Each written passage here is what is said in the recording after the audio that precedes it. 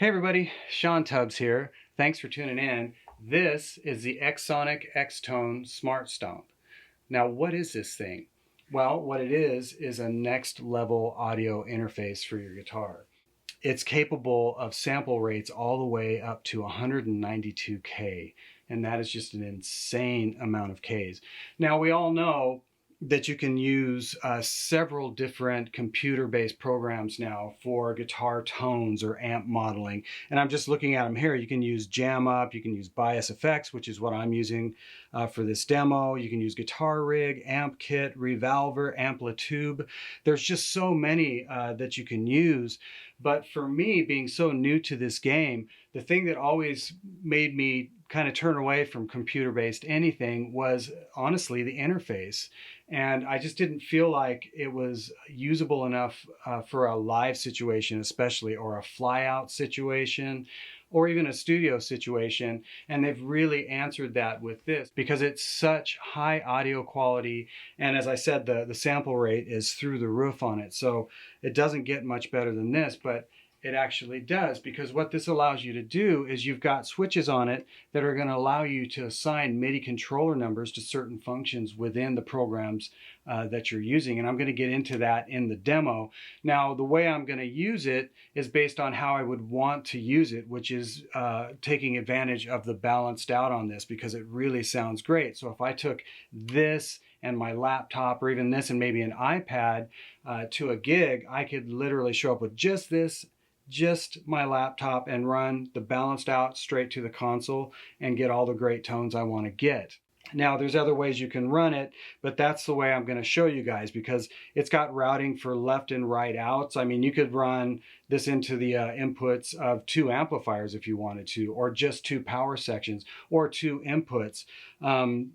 Obviously, it's got a guitar input. The other thing that's really cool is it has an expression pedal input. We'll get into that in the demo and how that works, but it works flawlessly. It's really easy to use. Of course, the control or the knob that's on top is the volume control, so that'll be the balanced out volume control. If you are listening on headphones, which is amazing, you can use that to control your headphone volume. What's included in the box is you're going to get your 9-volt adapter, but it's also going to give you all the necessary cables to hook it up either via USB to your computer or to your, say, iPad or iPhone or whatever it is you happen to be using. All of that's there, so it makes it really easy to just plug and go. And speaking of plug and go, I really didn't have to look at the manual much at all to understand how this works. It really worked great. I do want to give a shout out to Positive Grid for allowing me to use Bias Effects 2 Pro for this demo. It's a really nice sounding program. Obviously, I'm not going to be demoing that. We're going to be focused on using the interface, but I did want to give a shout out to them and say thank you. So yeah, without further ado, let's check this out.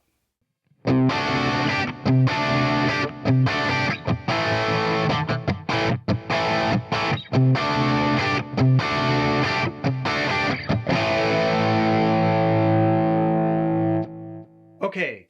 So I've got my laptop all set up. I've got Bias Effects 2 open. I've got the Xtone ready to go. The sound you're hearing right now is the crunch tone that I used for the performance track. But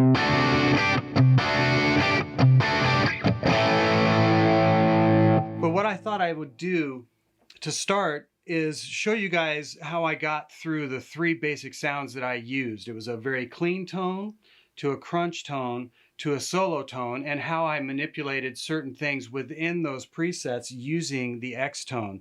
So speaking of presets, the first thing I want to show you is how I got through the preset. So you can see that I pushed the button on the left and I've switched to my clean tone.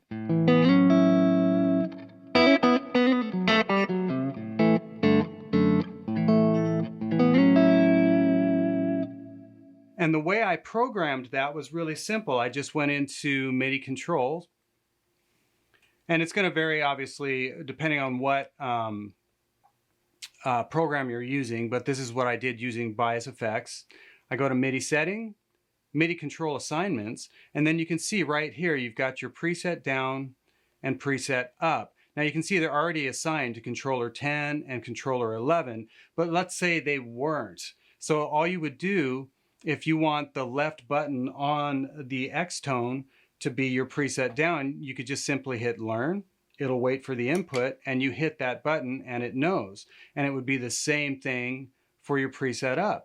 You could hit learn, and in this case I want preset up to be the right button on the Xtone, and it learns it and you're done. So it's as simple as that, and that's how I set it up to get through my three sounds, which were the clean tone to a crunch tone to a solo tone.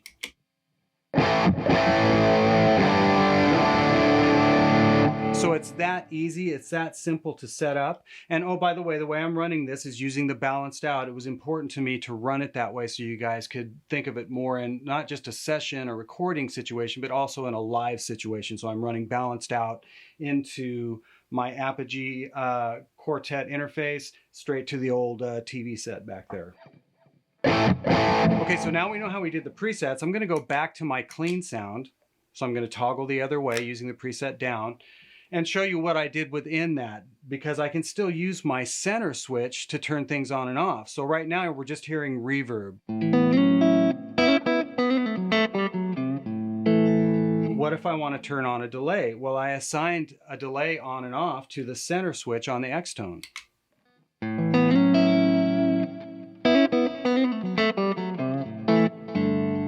So now you can hear I've got a really sweet delay going. But if I don't want it, I can just shut it off.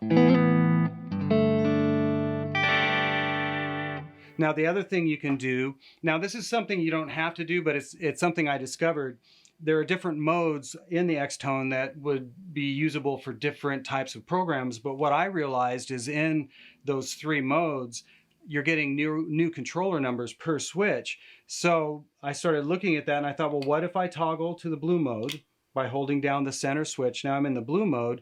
Now I've got new switch assignments. So I did the same exact thing as far as how I assigned the controller numbers by just allowing it to learn.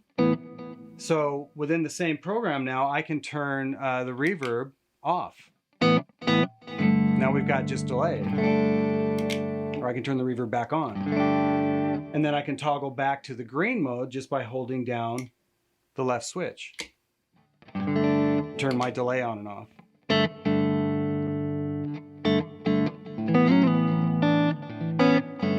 So it's really cool.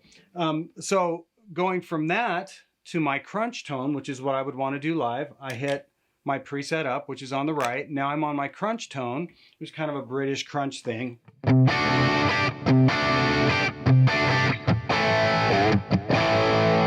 Sounds great, but what if I want to turn on maybe a boost pedal? So that's what I did. I assigned a boost pedal to turn on and off via the center switch. So now you can see I've got a boost turned on now.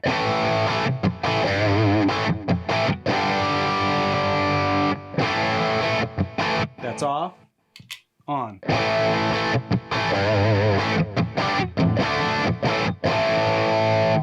Now I did the same thing with toggling to the blue mode. Now I can turn my reverb on and my delay off if I want. So now we're just hearing reverb, no delay. Or I can shut that off, have just delay. Or have them both off. Or even both on. So it's really versatile that way. I really dig being able to work with it within those parameters. Now, let's toggle to the next sound. So my next sound was my solo sound.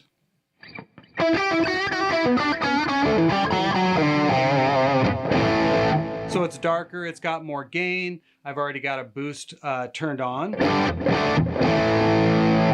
But what I assigned to the center switch was a wah pedal. What if I want to use a wah pedal and turn it on within that program? So the center switch is going to turn the wah on.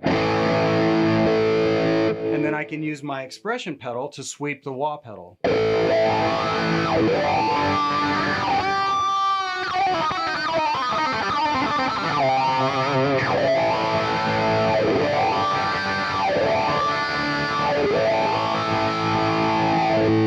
Now the way I assigned the wah, actual sweep of the wah, or moving that treadle was a little bit different. So I assigned it to the center switch the same way I showed you guys within the MIDI controls. So if we go into MIDI control assignments, you can see that the cry wah has been assigned to 20, which is that middle switch. But we need to do something a little different to assign the expression pedal, because if I assign the expression pedal just to the wah, all the expression pedal is going to do is turn the wah on when I sweep it up and off when I sweep it down. We don't want that. So the way you get into that is you right click, or in my case, I'm going to hold down Control and then hit the wah pedal. And then I'm going to go to assign, you can see there. And then it's going to ask me, what do you want this assignment to do? Do you want it to toggle it on and off, or actually sweep the wah? And in this case, I told it to sweep the wah. So I'm going to reset it, and we're going to do the same thing. I'm going to hit Learn. It's going to look for a MIDI input. I'm going to move my expression pedal, and we're done. That's how I assigned that to work.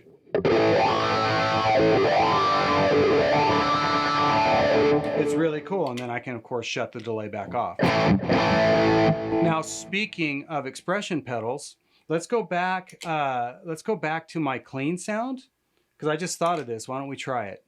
Let's turn the delay on, which we're able to do using the center switch.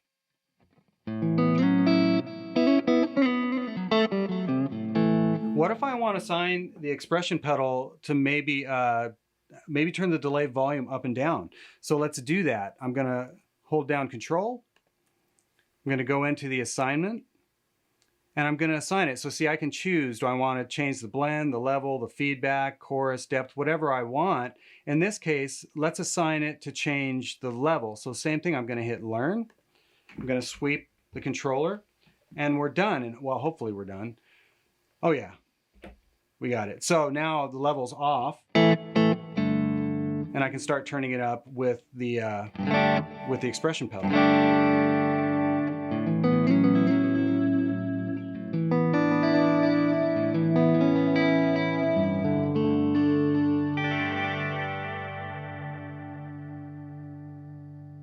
So you can really do so much within a live or session setting with just this pedal. You don't have to take a pedal board. You can just take this and your laptop, or even better, your iPad or your iPhone. It's just a really versatile, compact, really usable, great feeling and sounding interface for guitar. It's absolutely fabulous. Or bass, or whatever it is you want to hit it with. In this case, we're using guitar. Works really great. So if you've got any further questions, go to the Xsonic site and check it out. And as always, I really appreciate you guys tuning in, and we will see you next time.